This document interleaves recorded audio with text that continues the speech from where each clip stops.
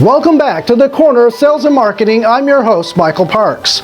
On today's episode, we're discussing something very important to everyone in the sales profession. How will you position yourself or want to be perceived, and how you're actually positioned in the mind of your customer.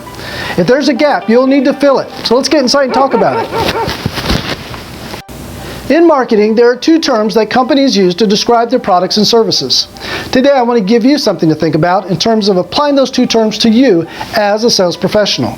Those two terms are position statement and positioning statement. When it comes to applying these two marketing terms to you as a sales professional, think of them this way.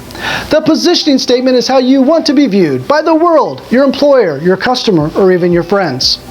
The positioning statement is a simple statement you make of the benefits you believe others will get by working with you, and how you're better than anybody else they might choose to engage with, work with, or buy from. At the same time, the position statement is how they actually view you. Too many companies focus only on their positioning statement, never pausing to learn how their customer actually positions them. And that's when these companies and products rarely maximize their potential, which is something that can happen to you as a sales professional as well. You want to be viewed as the best, the most accomplished, the smartest, someone who works harder than most, fun to be around, and so on.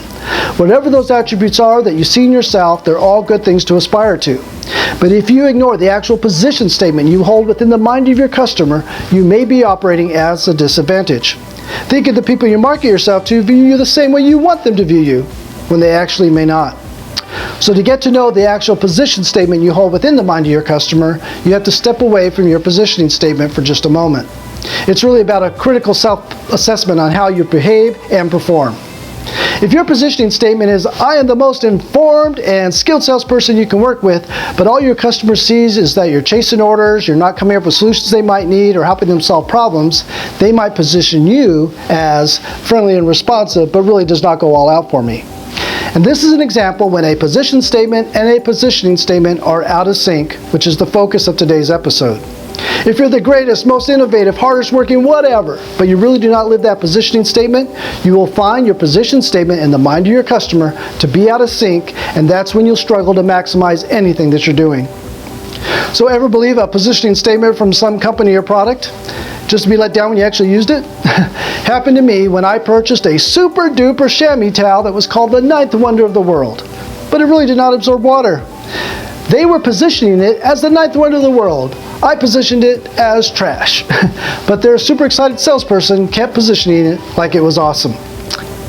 Being aware of the actual position statement your customer holds for you, then comparing that to your desired positioning statement, and then working to correct any gaps is a way to ensure you can maximize your results. Making sure the way you want to be perceived, your positioning statement, and how your customer actually positions you in their mind is definitely something to think about.